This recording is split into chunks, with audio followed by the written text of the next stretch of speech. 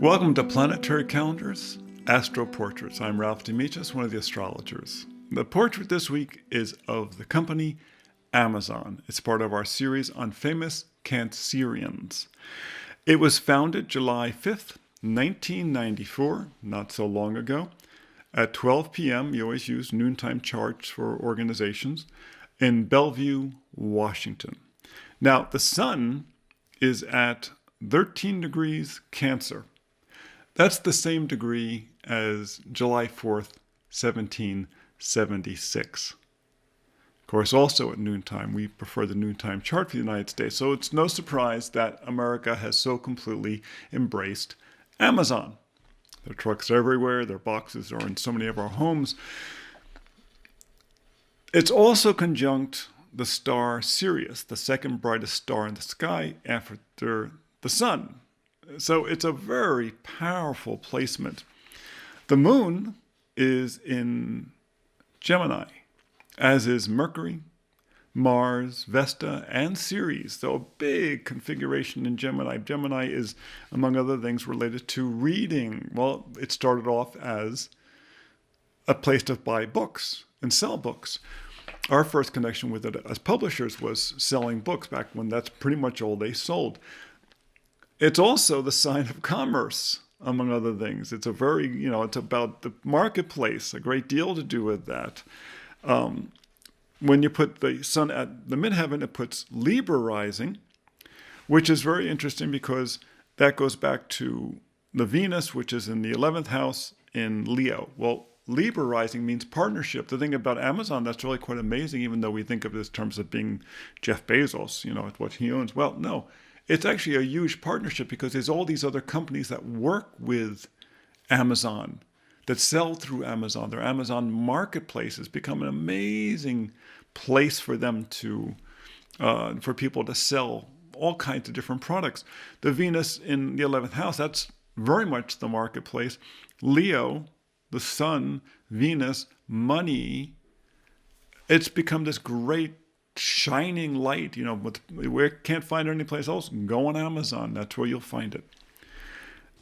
What's interesting is that most of the chart is up above the horizon. Below the horizon, there are 4 planets, but all the personal planets, the sun, moon, Mercury, Venus, Mars, are all up. So out there in the open. What's beneath the horizon is Jupiter in the 2nd house. Of course, Jupiter, the planet of expansion, in the house of money in Scorpio. So much of their money actually goes on behind the scenes. Pluto's also in the 2nd house in Scorpio, very secretive place. Neptune's in the 4th house in Capricorn. And Saturn is in the 6th house of Pisces, which is very, very interesting because the 6th house is where people kind of, it's your skill set. It's where you learn skill sets. Well, it's Saturn in Pisces, which is, people don't realize that it fulfills a lot of roles through its web services. So like, for instance, many of the newspapers that you read online are actually hosted on Amazon's hosting machines. They host it. They have huge capacity. In fact, that Jupiter in the 2nd house, once again, it shows huge capacity. What's amazing is that the real focus, started off for them, one being a career, being an American business, the sun in Cancer in the 10th, at the midheaven. But that big configuration of all those planets in Gemini, it really was about reading and information. And, it very much started off there. It was Mars conjunct Vesta in Gemini. That's fascinating because when Mars gets conjunct Vesta, it supercharges Mars. Anytime you have Mars conjunct Vesta, the person who will have this tremendous physical energy. It's, Mars is about fuel. Vesta is about fuel. Mars uses the fuel and it really charges them up. All this stuff in Gemini forms a trine to that Libra rising. So it really fed that. What's funny is that the part of fortune here is in the 12th house. And the 12th house is, it's nebulous. And it's in Virgo. And it really shows that the way in which they made their money was not by being, it's all about me. It was 12th houses. It's all about us in the biggest possible sense. And Virgo is the sign of, Virgo is dutiful. It takes care of things. It takes care of the details. It's all the stuff behind the curtain, all of the programming, all of the information, all of the data that's hidden behind the curtain.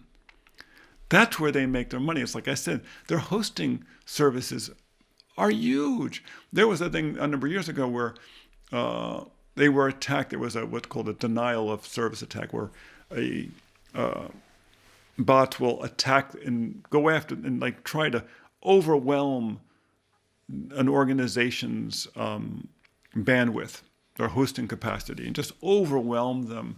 And they were attacked that way, and it never slowed them down. And the reason is their hosting and their bandwidth is designed to handle the peak of Christmas and the holiday season. And even then, they have no problem handling it. So if you attack them at any given time, they have so much bandwidth that they could absorb the entire attack and really not even notice it very much, because they have this huge wealth of resources. They have all this technology behind the curtains that is the real core of the building, real core of the organization. In fact, it's interesting too, if you look at, there's a concept called the Fortuna Houses. And what you do is you take the part of fortune and you use the part of fortune as the first house. And then you create a new chart. And it shows, where do you make your money? Well, with the Fortuna chart in Virgo, it means that all that stuff in Gemini is in the 10th house. And so where do they make their money? That's the 11th house. That's where the sun is. The sun is in Cancer. Well, the sun's in Cancer. It means it goes back to that moon in Gemini. It's about information. It's about data. It's about commerce. This really, you wonder, you'd love to find a child or some kids who were born at the same time to see what kind of child, what kind of adult have they turned into in the interim. How is this chart manifested in a person as compared to how it manifested in a company? That would be fascinating to see. Now, what's really funny is when we look at Jeff Bezos' chart, he's the polarity of this. He has the sun in Capricorn, right? Mars in Capricorn, Mercury in Capricorn, and Vesta in Capricorn. In fact, that's funny. He's got a very similar configuration of the Mercury, Vesta, the sun, and Mars, all in one sign, in the same way that Amazon has Mars, Vesta, and the Moon series, and Mercury all in one sign. But it's in Capricorn. Well, these two are quincunx to each other, 150 degrees. Normally, this is considered to be kind of like out of contact. But the quincunx is a very feminine angle. It says it's out of contact, but because the signs don't have anything in common per se. But it's very feminine. Why? It has a lot to do with the feminine ability or genius to come up with conclusions from seemingly unrelated bits of data. In unrelated things, they come to a conclusion based upon that, a very insightful conclusion. And it's something magical. It's one of the magical degrees. And so his sun related to that, to the moon is really powerful. Now, his sun is generally opposite the sun of Amazon. So it was really his partner in many ways. It was his polarity. He has Jupiter rising in Aries. Now, what's interesting, the first planet, when you count down to the houses, 1, 2, 3, 4, 5, the planet that's the rising planet has a lot to do with how people see you. Well, the first visible planet in Amazon's chart is the Jupiter in Scorpio. Okay? In him, his first visible planet is right by the rising, is Jupiter in Aries. The two Mars-ruled signs. So they both have that tremendous dynamic energy. The difference is the Jupiter in Aries is better kind of encountering people and then moving on. The Jupiter in Scorpio is a strategic thinker. It's feminine. It uses power strategically. So he really became kind of the front man for Amazon. Now Jeff Bezos has the moon in Sagittarius. Now something we've talked about before, we're talking about in the forecast, is that when the moon is in the signs of Jupiter or the signs of the moon, it tends to be more effective. Well, he has what's called a void of course moon. It's at 28 degrees Sagittarius. There's no other planet that it makes an aspect to in his chart before changing signs. So you would figure that it was, kind of not a very effective moon, but there's no way you can say that Jeff Bezos is not an effective guy. So that moon in Sagittarius, when the moon's void, of course, in one of these signs, it's Pisces, Sagittarius, Taurus, Cancer. When it's those primary signs, the moon is kind of running things for herself. It's like mom's out shopping, she's got the credit cards kind of thing, It's a woman who's within her own power. So his emotional nature has a lot of power, a lot of optimism, which is good because, with the sun in Capricorn, it's an ambitious sun, but it's not a gushy sun. And to be effective in business, and he has Aries rising, you got to have a certain gush. You got to have a certain likability. People have to be able to relate to you in some ways. And maybe Steve Jobs was the exception, But most great leaders, there's an emotional side to them that connects. And the moon in Sagittarius is a wonderful emotional side to connect to. It's one of the loveliest positions for the moon because it has great optimism and yet great flexibility. His Mars is in Capricorn, very hardworking in the last degree, which many times can be the most intense degree of Capricorn. Those are hard workers. He's got Mercury in Capricorn retrograde. Wouldn't be considered normally a strong position, retrograde. But retrograde has great potential for making a deep thinker. He has Saturn in Aquarius. We're having a Saturn transit right now in early 2021. Conjunct Venus. So his ability to think in terms of networks is very, very powerful. It's more powerful probably right now because of he's having a Saturn return. Saturn comes back, he's born in 1964. You get about age 58 to 60, you come around to your second Saturn return. Your first Saturn returns at 28 to 30.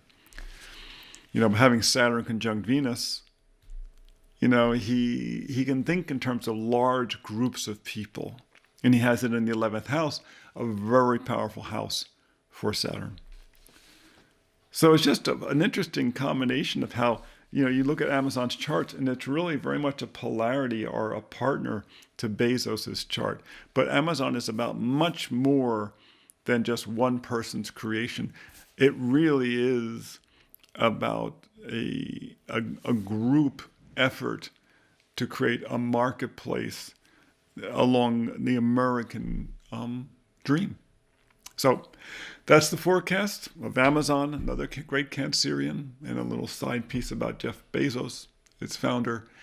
Until next time, remember we do our forecasts on every Friday, and we do our portraits every Tuesday. You can find those at Planetary Calendar Astrology with Ralph and Lonnie on YouTube, and you can also find them at planetarycalendar.com, where you can find our calendars and our books. So until next time, be well.